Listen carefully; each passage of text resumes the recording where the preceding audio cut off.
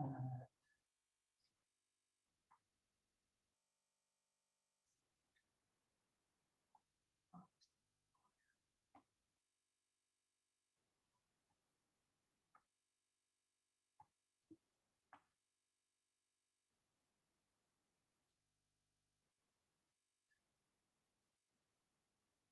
guys, how we doing? Can you hang it in there?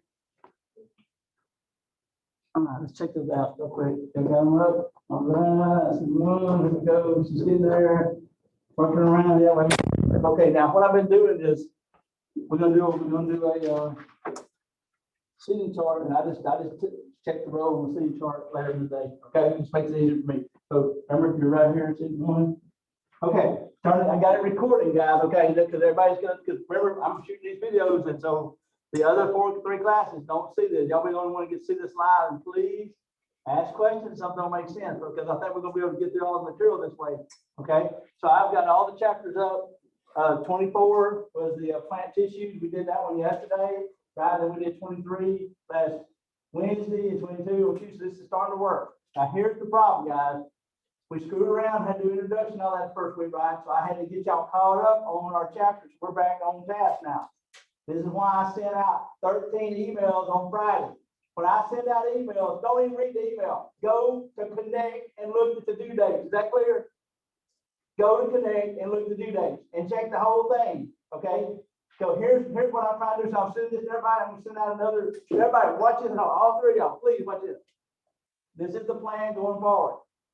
Learn Smart's going to be due Monday morning at 11 o'clock. Why? Here's why. That's my first principal policy class. I want it done for them. I can't set it up for each of the four. You know, like I can't set it up for Tuesday at 10, Wednesday at 11, and Thursday at 10. It won't work that way because it's all lumped all together. Okay.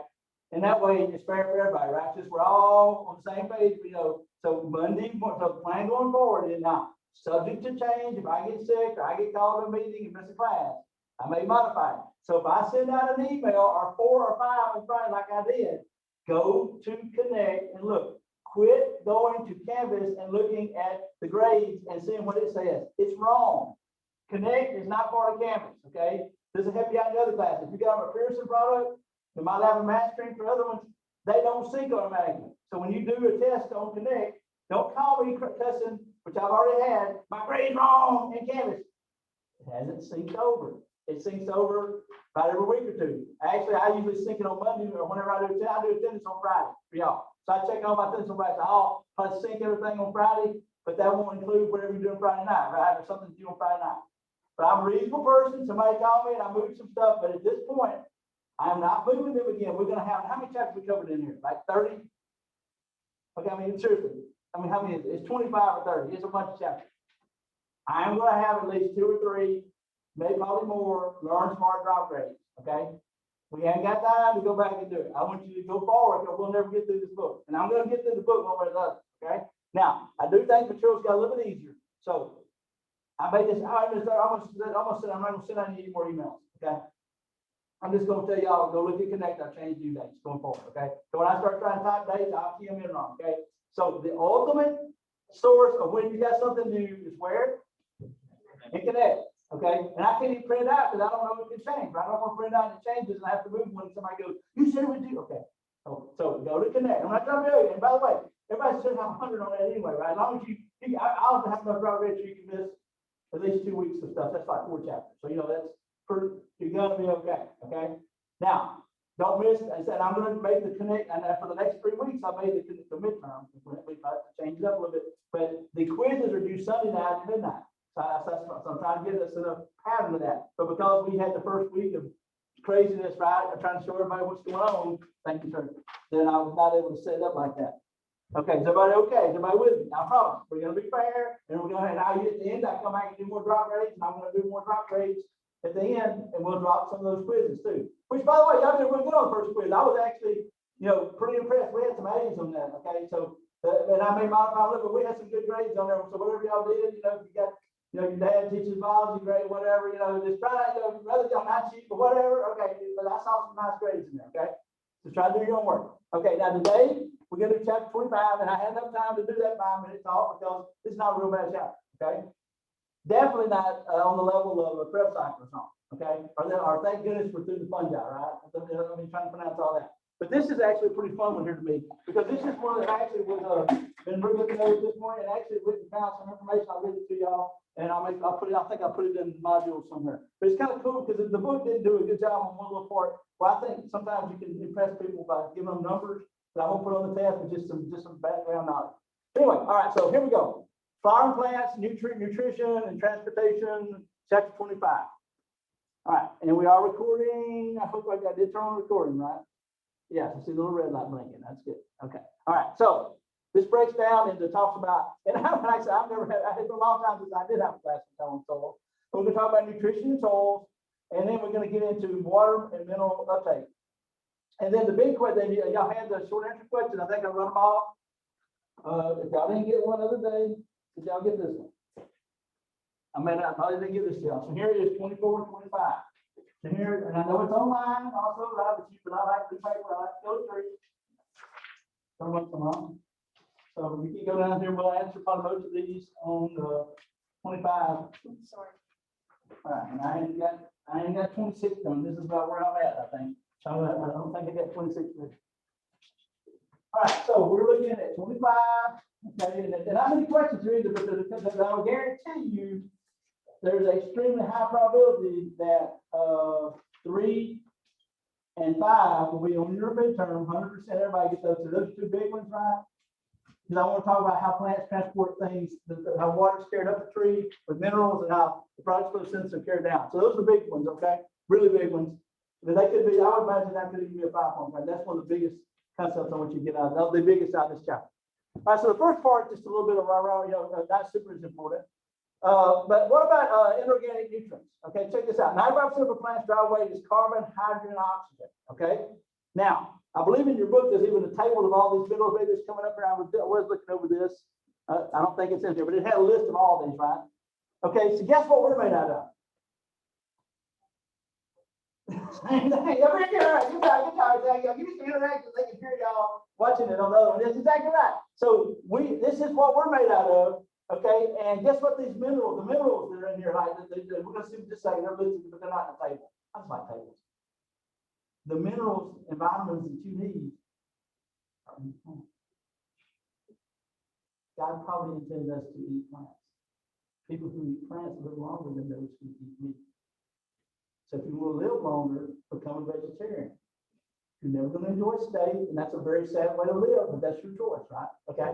If you're a vegetarian, right? Now, is anybody vegetarian here? I haven't had a vegetarian in like 5-10 years. Undoubtedly, that's not cool anymore. But for a long time, early in my career, it was not uncommon to have 4, 5, and 30. I mean, it was just really cool to be vegetarian. Okay. Undoubtedly, it's not now. Okay. The meat lobbyists have done a really good job with their meat commercials, right? The steak Outback and all these steak places, right? But I'm a vegetarian. I've already chosen to die for meat. Okay. So anyway, so you can pick your own way. All right. So these are the building blocks of organic compounds in plants and us and carbohydrates, okay? Primary nutrients include carbon dioxide that they got to have and water. Now, interesting enough, who makes a whole lot of carbon dioxide? We do, thank you, yeah, and all the animals. So there is this synergy, right? I think one of the movies we need to watch. So we already got the sexual encounters of four kind for the video. We're gonna set up a video showing one night in the Laketorium. I'm going to wait a little bit until COVID gets cooled down a little bit later, probably in the semester, and I'm going to give everybody 5 points on either one of the 4 tests if you come watch this movie, okay? So how many watched that in the last video? Did you see 24? I got excited about that. Okay, I think I told y'all about it. Go watch it. Y'all need to watch the lecture. It's kind of funny. But I did. It's a great movie, and it's all about pollinators and all the different weird things that God has made in evolution with all these different pollinators. It blew my mind. Okay, so I want y'all to see it so your mind will be blown too, because my mind was blown when I saw that in my first year teaching here. Okay, so anyway, so we're going to do that. But if I were going to do another movie, I would probably do The Lion King. To the circle of life, right? Everybody in nature, ecology is all about recycling. We are the creators of pollution. Plastic, other things that nothing in nature does. Everything in nature is recycling. We are the creators of non-recyclable stuff. Okay, so go mankind. Okay, or womankind, or humankind, or whatever. Okay, trying to be politically correct. All right. So animals and other organisms make this carbon dioxide, and then they do too. They make carbon dioxide too. They do photosynthesis, but they just don't release carbon dioxide. They keep all they make to build sugar. So they're going to build sugar for this. Okay. So carbon dioxide supplies the carbon, water supplies the hydrogen oxygen, and there you got carbon, hydrogen, oxygen, 95% of plants. Minerals are inorganic substances, not carbon and hydrogen, that are needed, okay? And look at some of these. I knew this was listed here somewhere. So the macronutrients are carbon, hydrogen, oxygen, phosphorus, potassium, sulfur, calcium, magnesium. Micronutrients, iron, boron, magnesium, copper, zinc, chlorine, and molybdenum, I believe that is. I'm not sure. I'm not sure. If you go and get you a vitamin at Walmart and Walgreens, guess what's in it? So it's kind of crazy. If you would just, Robin, if you would just become a vegetarian, eat lots of salad. Now, I didn't say $1,000. I didn't say baptize $1,000. How many of y'all like do full immersion on yourself? I mean, I completely submersion like I'm baptizing. Okay, I do. So I really have a little lettuce with my $1,000 dressing and my croutons and my bacon bits. Gotta get that meat in there somehow. Okay, so really bad. But you are what you eat, and eat plants. Okay. And that stuff that I scrape over my plate, the little green stuff, the broccoli and all that, that's what you need to eat, and that's where you get all this stuff, okay? So what we're going to see today is how plants take this up and carry it up the plant. Really cool, I think, one of my favorite things. So here we got our corn. Oh my gosh, I'm having a flashback, because I was raised on a dairy farm. We'd plant 1,000 acres of this. And then we would harvest it and make salads out of it. Basically, we'd make salads. We'd make a salad out of it, chop it up, and then ferment it in a silo, and it ferments, and it lasts for years, and then we feed it to the cows.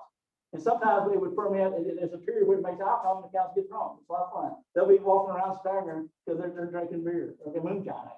Okay, so it ferments. And so we have to be careful climbing up the silos, or I had my dad pass out up there and fall down 10, 20 feet in the silo. So we always like send the cat up first. Sorry. Cat don't fall, it's good for us. Okay, but anyway. All right. So the stomatas are going to let oxygen out and let water out, and they take carbon dioxide in.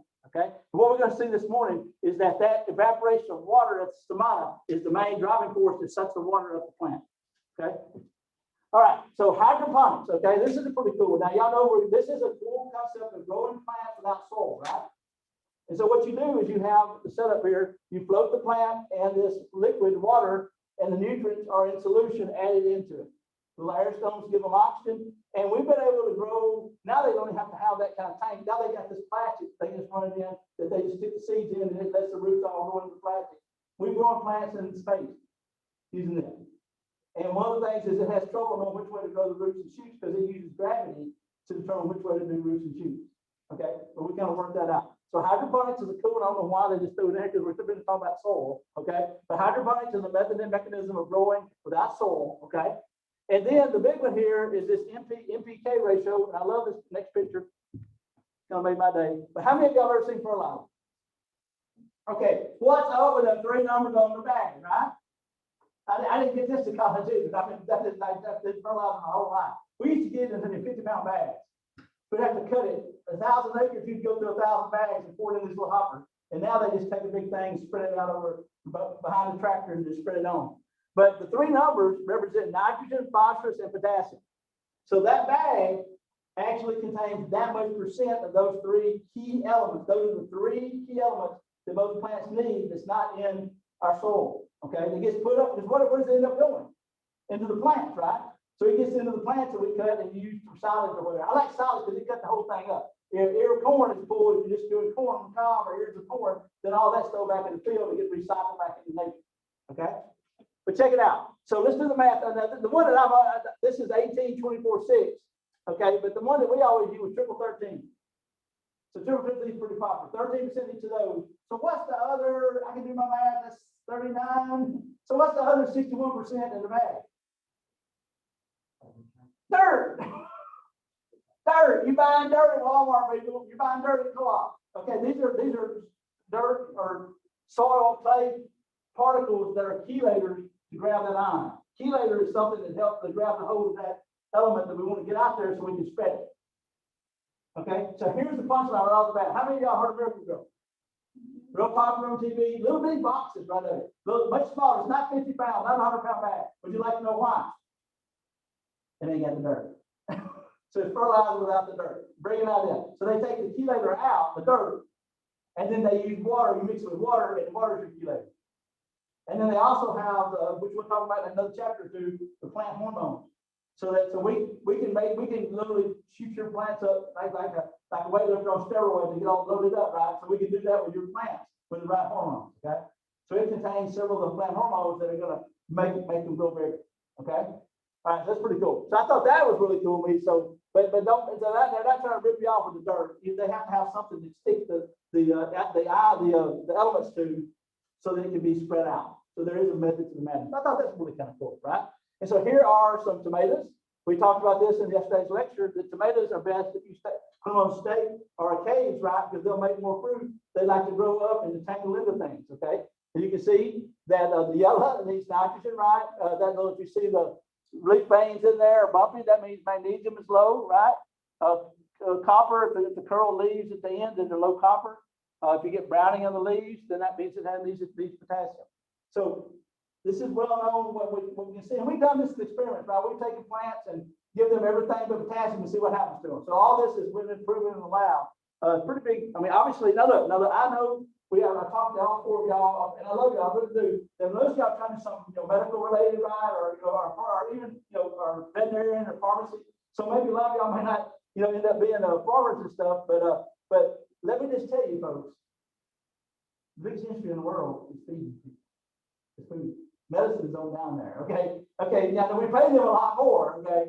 But when things get really tight, like you lost your job due to COVID and you're starving, you're gonna feed yourself before you go to the doctor. You're gonna feed your kids before you go to the doctor. I'm just saying.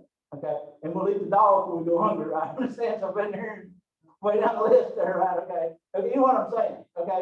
If things are tight in your place, okay. And there are a lot of people lost their jobs. It's kind of hurt the working class people. I think more the rich have gotten really rich, right, in this last year of stuff. But anyway, and it's kind of cool. So we learned something cool about fertilizer. Okay, I think it's neat.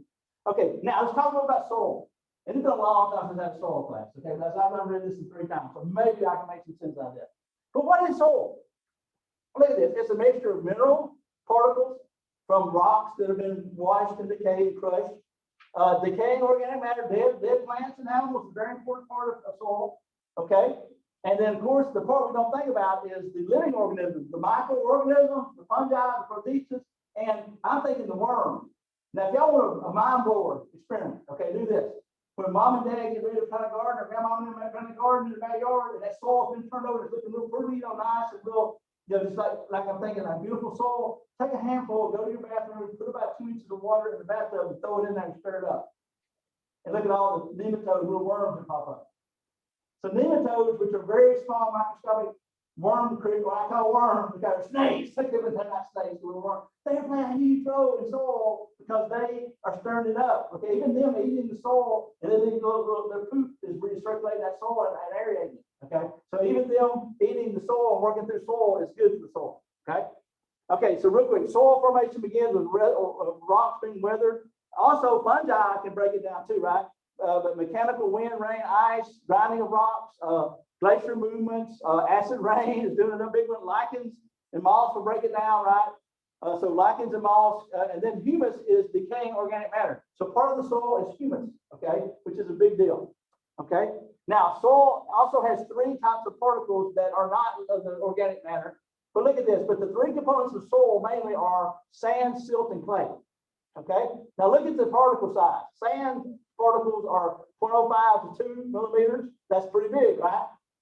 And so you've all been to the beach, right? Seen the water wash in, right? And it's like Lake Lee. It's like a lake. It's a Lake Lee. It's a lake near my house. And then it goes back and it's desert. So water does not hold very well in sand. Okay. Right? Water drains very quickly, okay, with sand. Silt is smaller, 0.002 to 0.05 millimeters in diameter, and that's a big part. And then clay is the smallest. And if you've ever been in clay packs really good, right? And it holds water. So clay, less than 0.02 millimeters in diameter, small spaces that fill with water. Loam soil combines the aeration of sand and minerals, retention of silt and clay. So all that's mixed together. So we get a mixture of this. And so we can actually measure that. So the best ones have a good mix of all 3. Humus, 10 to 20% best humus concentration in soil. So if you got 10 to 20% of that, it's going to hold that soil, and that also helps hold water. Okay, prevents leaching, prevents the minerals running off. Okay, so most soils are acidic, and that retains a positive charge on the minerals. Organic matter broken down by bacteria and fungi also return to the plants. That's really big. Living organisms, small plants help form soil from rock. Large plants become dominant in certain ecosystems. Succession, we're going to talk about that later in ecology. Succession is a really cool concept, and this is what it says. I like it better than I do soil. Okay, so I'll tell it real quick. So if you went out here and bought 100 acres out of Tate County and stripped it, come back in 150 years, we can tell you what's going to be there. It'll probably be an oak forest. That's the succession of North Mississippi. So in other words, it would be shrubs, it might be a little bit of pines coming in, but eventually oak would take over. Now, how much oak we got left in North Mississippi? Very little, right? We cut it all down, we made Walmart, and Northwest Community College and all these other places. But if you go over to Hot Springs National Park, there's still virgin oaks that are, some that have been harvested, is still oak forest. That's what our climate community of Mississippi is. I would believe at one time the Delta was mainly trees. They were being cut for plant cotton. So there were trees down there. There was a huge mining mill in Batesville back in the 1900s, where they cut down these trees and made furniture for all of America for a long time out of Batesville. These big oaks that were, 500-400-year-old oaks. They're all, I think they're all been cut down by now. So, and I say that was wrong. I mean, it was their wood to do something with. I'm just saying succession is the final organisms that will live in an ecosystem if you leave it undisturbed. Okay. Look at that. Soil dwelling animals mix the soil by burrowing. Earthworms ingest the soil, release a cast, which is the aerates the soil. That's important. Ants, bacteria, all play a big role in that. Okay, now what's up with the plants and how the soil exchange the elements? Because these elements, these ions, these elements we're talking about, the minerals, they have a charge on them. Negatively charged clay and humus bind to positively charged minerals, calcium and potassium specifically, and that prevents it being washed off when it rains. Because think about, why don't all the minerals wash away, right? It's this charge that's really important, okay? Now, what happens is we have this cation exchange. What's this? Process by which hydrogen ions and other positive ions are pumped out of the cell, and that causes these negatively charged ions to be absorbed into the plant. So this cation exchange capacity is available to, this is how we get ions off the soil into the plant and prevent them being washed away. Pretty cool when you think about it, okay? And so here is soil, okay, kind of rubber, and you can see that when the root drops its potassium out, hydrogen out, pumps hydrogen out, calcium gets pulled in. Here, potassium gets pulled in. So this ion exchange is very important in soil, okay? And so it's really crazy.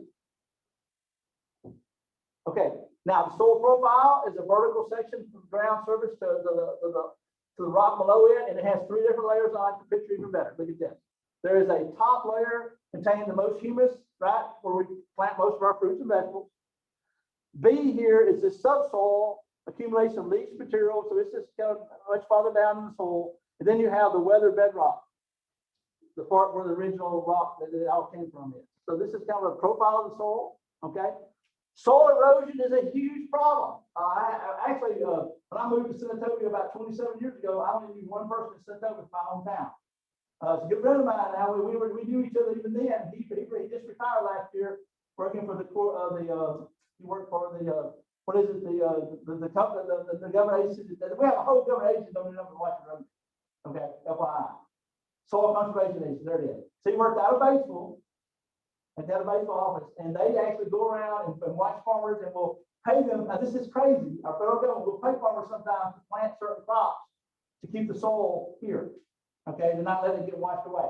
So we actually spend a lot of money in this country, a lot of trucks. They always have some high trucks to go around and talk to farmers and put them and pay them a little bit of money to put certain land in these programs so that we can prevent the soil from being lost. Worldwide, at least 40% of all farmland is seriously being degraded due to wind, rain, and erosion. Okay, fertile soils and this is kind of scary, but the fertile soil in the area equal the size of Texas is lost every year on Earth. So at some point, we're going to rapidly not have soil that we can use to grow crops, right? Okay, so that is a very big concern. Poor land management practice contribute to erosion, deforestation of South America, and of course here, 100 years, 200 years ago, big one here. But we're seeing a huge cut of the rainforest, in South America. And once you cut that rainforest is very weird. All of the nutrients are in the canopy. So when they cut the rainforest in Brazil or whatever, and take the wood off, sell the mahogany wood or whatever, you can never grow the rainforest there again. So you cannot plant the rainforest back there because all the nutrients within the topsoil, within the plant wood, or in the canopy that was burned. Okay, and it washes away when it rains, so it won't stay in the soil. So what we're trying to do, I believe to do it, I think to try to get things help there is do it the American way, right? And that's just buy it. Okay, so I say we buy the rainforest from these people and help them find another job. Obviously, they have the money from the land that they get, they sold the land, right? But we're trying to teach some of the people there, the native people of that country, ways to do other things without cutting the forest. Because it may be very important. Since we've already, what I love though about this whole thing, I'm getting into ecology, is we love to tell people what to do in their country, right? And look what we did to Great Oak Forest. So we've got a little bit of hypocrite, right? How many of y'all have parents like this, right? Okay, come on, okay, I'll pick on you, you're smiling here, okay, like, now, don't you be drinking, right? You're 21, right? You'll fix me a drink, you know what I like. You know how to fix it, right? I taught you at 8 how to make a margarita, right? Okay. That's what you did at 13. You made dad one, you one, right? You know you did. That's what I was doing. I'm just saying, okay. So that's kind of how we want to be a leader of our world, but we have not done a good job of managing our part, okay? So I always say that and love to try to help other countries, but we didn't do a good job. But let's help you save the world because we've already destroyed the forests in America, okay? It is true. Well, anyway, so cool agency. Some of y'all may want to get that biology degree and go do that and be a global. And those are good jobs. They're good government pitching jobs. I mean, he retired. He's a couple years old. He retired at 58. Not bad. He started to work with him when he was like 22, so he had a good career with the land conservation. Desertization. Okay, yeah, y'all know we know the Sahara Desert was once grassland. Okay, our archaeology is proving that, and so we're losing a lot of our grasslands in America, turning into desert too. So we're very concerned about this. Okay. Nothing much here. Here's another one here. Mitigation strategies for soil erosion include effective practices of rotating crops, which we do that now. And another thing we do now is no-till. That's really big, right? I was telling this to a group the other day. When I was farming at the age of 22 or whatever, with my parents, we would cut a field, run over it like 8 times with a tractor. Now they plant it with no-till, they spray it, and they harvest it like 3 times. So the fuel needed, but also we cut that stuff with a drill. We cut it up with a drill, with a plow, so you could eat off of it. I mean, it looked like a beach, and that of course led to the soil being eroded. So we've worked a lot, got a lot of these no-till that's really good. Another good move here: don't build a freaking $1 million house on the coast. Okay, not a good move. Okay, anybody been to California? Okay, you gotta go to California. I've been several times. You gotta go. And by the way, what is our perception of California, Mississippi? LA, bunch of crazy people, liberals, blah blah blah blah blah. Okay, here's the deal. LA, San Francisco, Sacramento, 3 big cities, right? San Diego, all that. San Diego and LA the same. They run out together. Then you get out to the national park areas, get away in the country, and they're very rural like Mississippi. Okay, very kind of surprised. They remind me a lot of Mississippi people. Okay, so that's probably the majority of the state is rural. Okay, I mean, really fascinating. Okay, Highway 1, you got to go with Highway 1. I drove Highway 1 from LA to San Francisco 2 years ago. This is Highway 1, and you got to know that's like really cool, right? First off, Highway number 1. It runs right down the coast. Okay, so you got, and I took my parents there 4 years ago. We were going to go 50 miles. I give myself 2 hours. Then I didn't want to stop. It took me 5 hours to get those 50 miles. We pulled over every time at the beach and got out and had to take pictures. And we go to the next hill. I mean, it's so beautiful. Okay, these $1 million houses, man, they're blowing right, they're falling off into the ocean. Okay, because the road. Matter of fact, Highway 1's closed today. They had a landslide last Saturday over the weekend. My wife said, look, so we can't even go today and go up. So actually, the last time I was out there, I had to take a bypass. I had to go, I couldn't get to San Francisco, I had to go around, and I went through what I didn't know was wine country south of San Francisco. Napa Valley is north of San Francisco. But I went through some serious cold water, Slade, Mississippi, 2-lane roads. They just had wine. I mean, I was like really getting my gun out. I didn't have a gun. I wish I had a gun. But like I was in the middle of nowhere. Okay. So there's a lot of random places in California. But don't build on the ocean. Okay, bad move. And don't build in a boreal, right? Which is along the ocean where all of the fires burn the houses every year, right? Done. Okay. Don't build in a fire zone. Okay. Anyway, but we do that all the time. Rich people don't know that. Okay. All right, mineral updates. Here's the deal. Let's get on down to it. Okay, so how are we going to get this water across? And this gets into my favorite one here. Getting into it. Talk about. I'm not going to go crazy about the proton pump. That's just that exchange. Okay, but this proton pump here, there's going to be exchange here. right here. Proton pumps, pumping hydrogens out, and that allows potassium and other elements like nitrogen to be carried in. So the only energy is the energy from the hydrogen pumping. So plants get their ions in, a lot of times the positive and the negative ones here, by pumping hydrogens out and creating this gradient so you get that cation exchange. Really cool. Now here's the problem. Water and new minerals coming in can squeeze between the cells, but when it reaches that Casparian strip and that endodermis, we got a problem. Everything has to be transported into that cell. So remember in the video on the last chapter, we talked about this Casparian strip is a group of tissues that control the amount of water and minerals that get into the plant xylem and go up the tree. So it allows them to protect themselves from being over water. Okay, so like, I mean, now eventually you keep pouring, you'll kill the plant. But even most idiots like me can grow a plant in a house. You know, just water it every couple of days, right? It has a little bit, this protects it a little bit. Now I got a really crazy one here. I'm going to tell my story here. But it also, all these minerals are going to have to be actively transported in. So it's about, I don't know, 15 years ago, my dad called me up on Wednesday. He said, "Rob, you ain't gonna believe this, man. This guy probably made the milk that you drank as a kid." We were the largest dairy farm in North Mississippi one time, okay? There was one over here that was about the same size, but there is a high probability that you drank some of my dad's milk as a kid. So this guy made the milk he drank. Listen, think about this. So he's like, "Man, you got to come home, man. These tomatoes are going crazy, man." I'm like, "What are you talking about?" He said, "Man, they swelled up, they turned like 5 colors of red, blue, and green, and they blew up." I'm like, he said, "This miracle grow, you gotta be banned, man. It's dangerous, man. It's like explosive. It's dangerous." I'm like, "What did you do?" He said, "I just followed the label and just, I watered them." So I said, "Okay, don't touch anything. I'll be home Friday." So I get through school, I go home Friday, and I get home, and I think he's been drinking or something, and I look, and it come tomato fragments all over. He was using tractor tires and bringing soil in, and they would look like you just threw tomatoes down and blew them up. And I'm like, "What the hell did you do, Daddy?" And I said, "Go get me the bottle. Show me what you did." So he had a little box, Miracle Grow comes in a thing about like that, about like the little our wipings that come in. And I said, "I just followed the instructions, but this is before he got reading glasses." And he said 5 gallon bucket. So he said, "I got a 5 gallon bucket of water and dumped the whole thing in." It said 3 teaspoons. Oh my God. To 5 gallons. He put like 30 pounds to 5 gallons. Stirred it up, and now look, I can tell a little bit of fun here. I believe everybody, I hope you go to church, I love you anyway. But my dad and mama don't go to the same church. Okay. And so where mother goes, we do full immersion. Baptize people. I mean, like take it down. And dad and them, they do it once or twice a year, maybe whenever they're communion. Okay. But we take it a little bit more serious than he did. But he full baptized them with tomatoes. Okay, he went all in. He went out and poured the whole 5 gallons on like 5 sets of tomatoes. And then he had like he said he had like a gallon left, maybe like 2 or 3 inches. And we had a shrub out front of the house. All of them were real the same level, but there's one like little stunted shrub, and he poured the rest of it on it and killed that. Now we got like a missing tooth in the front yard on the shrubs. We had to get the tractor and pull it out. And I said, "Dad, not 20-pound bag, bucket, 3 teaspoons." Oh, I didn't see that. He blew the Casparian strip.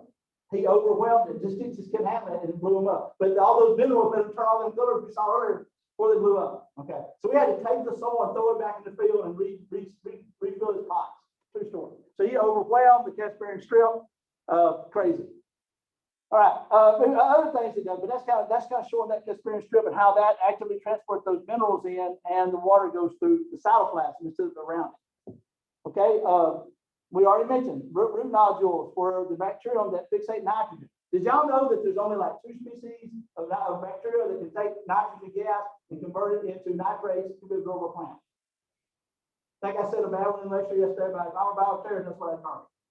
You kill them too, and we're Mad Max for the 10 years. Okay, it gets really ugly real quick. Okay, because we don't lock all the nitrogen out. Peanuts do it too. That's where Mr. Washington was able to figure out the rotating a peanut crop, right, saves cotton in the South, right? Because cotton doesn't suck all the nitrogen out. Mycorrhizas associated with fungi plant roots greatly increase the surface area and the amount of minerals being taken in, right? And there are parasitic plants, and of course my favorite one, and here's showing the bacterium in the nodule. These are soybean nodules or peanut nodules. Okay, mycorrhiza, no mycorrhiza. You can even see the mycorrhiza, the fungi in there in the root. We can see it in the root. And the other one here, look at this guy right here. He coils up and he eats meat. He's a carnivore. Okay, this plant coils up the insects and eats them. Now, how many of y'all, the other one in the book, the other chapter, the Venus flytrap? So I had some money one year in my budget left over. And I just thought, I've never seen that, right? So we're well, this is like 20 years ago. So we ordered one and set it in this big lectorium like we got in room 15, or in the lectorium room. And we sat there and we kept watering it, and it's growing. But he had this little trap set, and we were in class one day and we heard something go, and he had caught a mosquito, he caught an insect.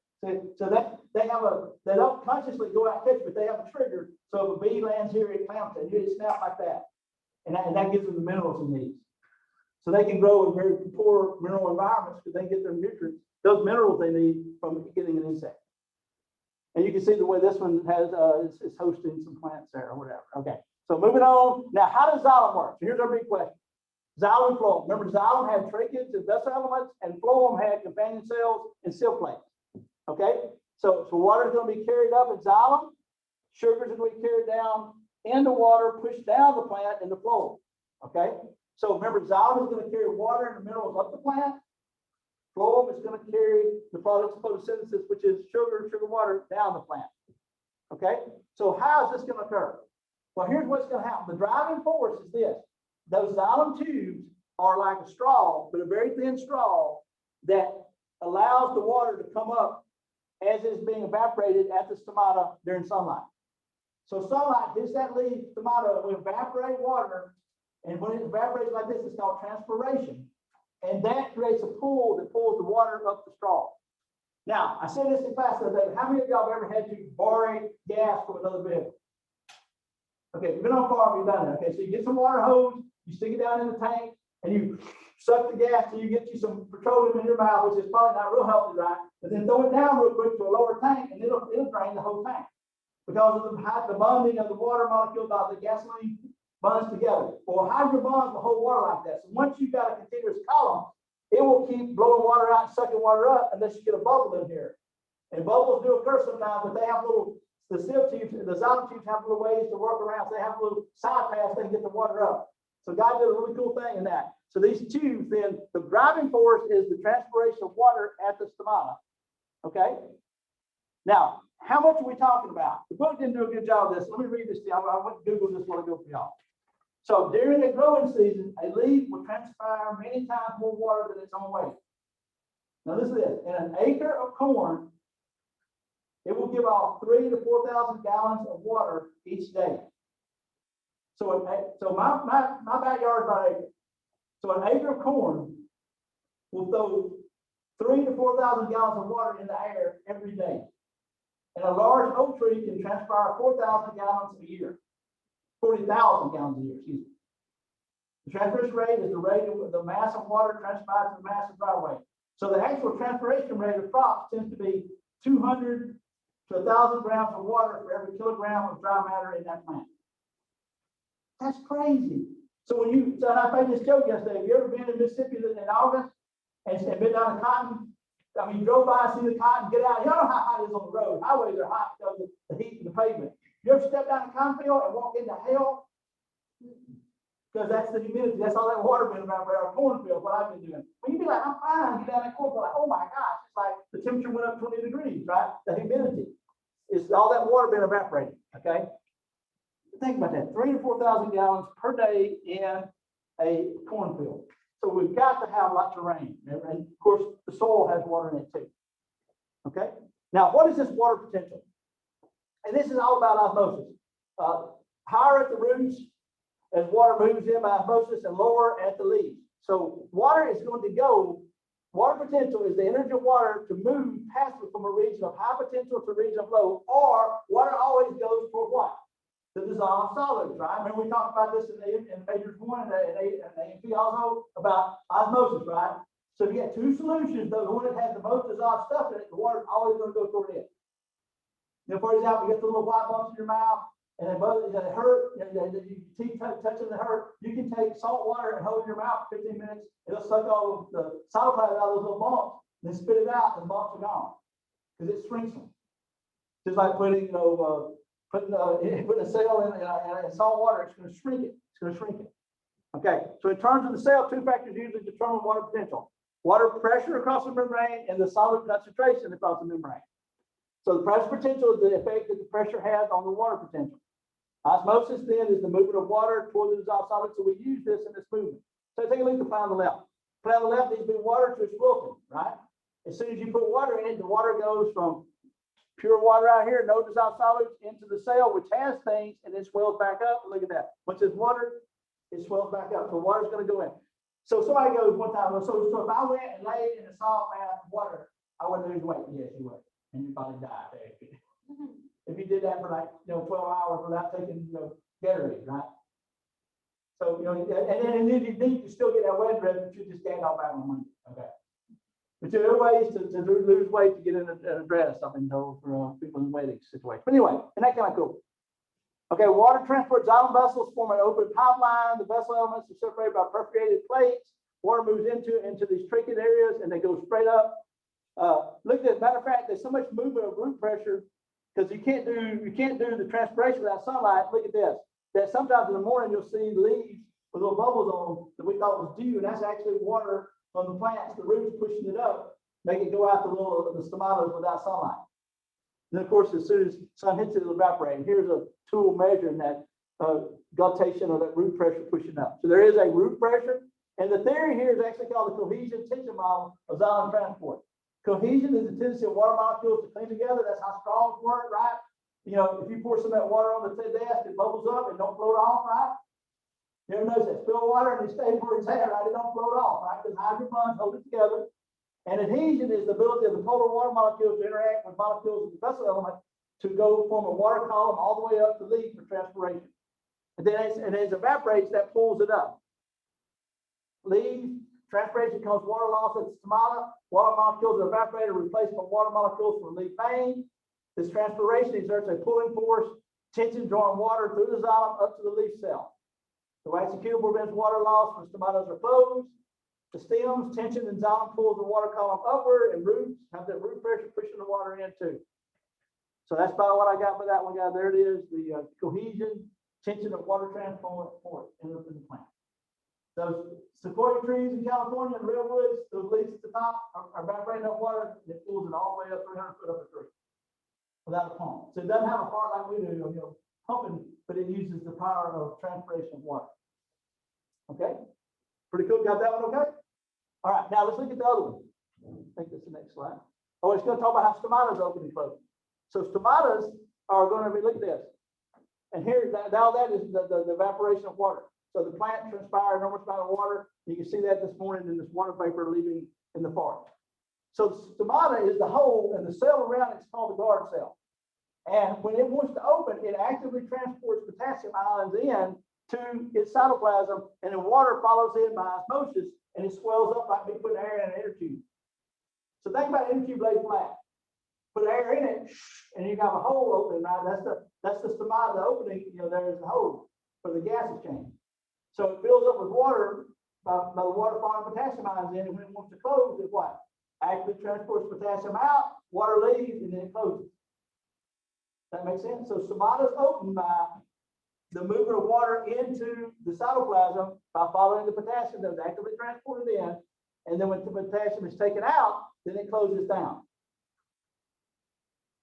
Questions about that? That's another side question, I think, on our list, right? So stomata is open and closed. So hormones and other chemicals will tell us what to do. Obviously, it closes at night, right? Because there's no reason to open it at night, because unless it needs to do a gas exchange, sometimes they open at night.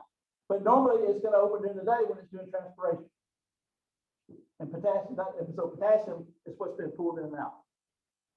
Okay. Now the phloem is going to transport sugar and the products of photosynthesis back down the tree, and this is also called phloem sound. Okay. So it travels from the source, which would be the leaves, to the sink, which is usually like I'm thinking down in the like a potato down in the underground or whatever. But along the way, every cell gets what? Food it needs as it's going down. Now remember, these two run together. So xylem and phloem kind of run together in the leaves, stems, and remember shoots. Remember the vascular bundle, and then the little thing we saw them how in chapter 4 they run together. Okay. Okay. Now here's the cool thing. I actually did this one time in class. The girdling of a tree is when you cut all the tree below the level of leaves, causes the bark to swell just above the cut, it will kill the tree. So basically, the phloem is on the high side, right on the bark. So if I'm a tree and you were just cut a band all the way around me, it'd be like cutting my carotid artery. The tree can't get food down the plant, and then it dies. So we actually went and bought like a pine tree or a tree at Walmart, like this big, and bought it in glass, and we took a razor and girdled it. And then we kept watering it every day, and it died in about a month. I mean, we killed it. That's what it was. It worked. I mean, you read about the book.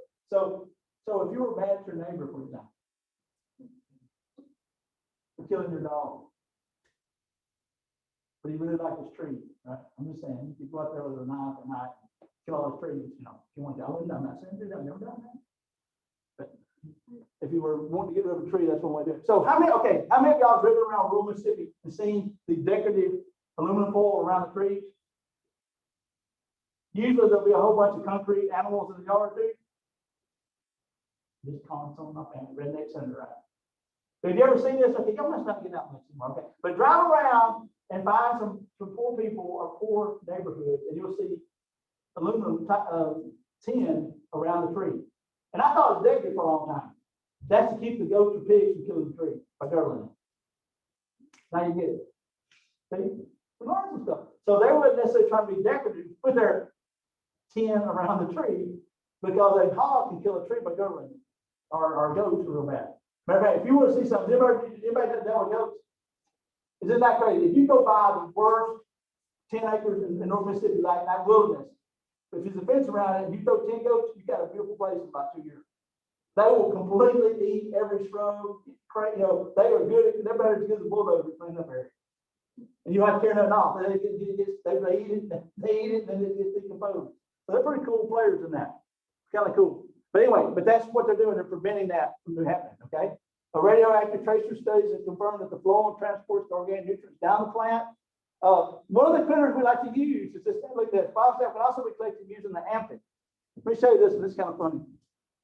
This is one of my favorite pictures. It's been in the book for years. This is the honeydew amphic.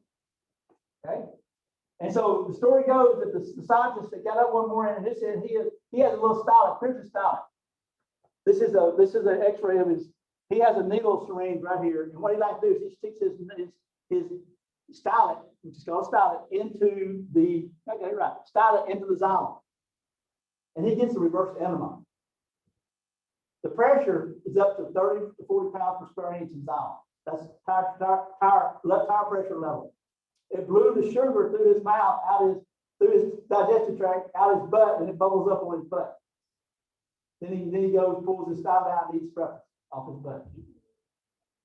And so the dude that saw this gets up one day and he goes, look, that little insect's got dew hanging off his butt, right? Looks like he was like, want to go like dew in the morning. Then he took his finger and licked it.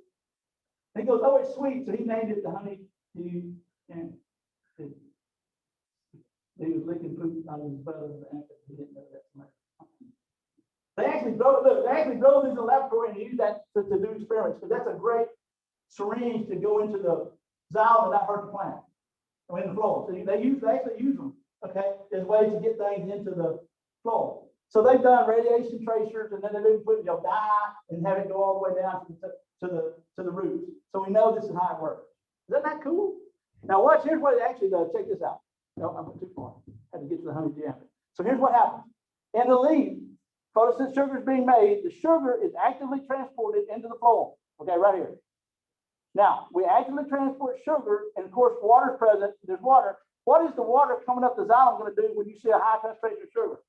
Water is going to go toward it by osmosis. So what happens is we actually transport the plants, actually not us, they actually actively transport the sugar in, then the water comes in by osmosis. This creates pressure that blows the sugar water all the way down the roots.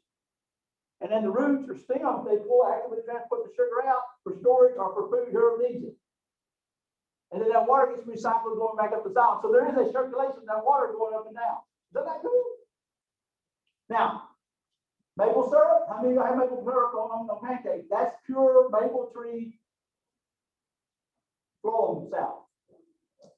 And they cook it a little. I think they boil it. Okay, how many of y'all ever pulled up under a pine tree in the summer and come out and you got resin, like wax stuck all over your hood of your car. Don't put that on your pancakes, that'll kill you, okay? So pine tree sap is really not good for us. It's a resin, it's real strong, okay? It's really not good for pancakes, okay? Sugar cane, we cut it up, and that's what we make cane sugar out of, right? The stored sugar in its stalk and stuff.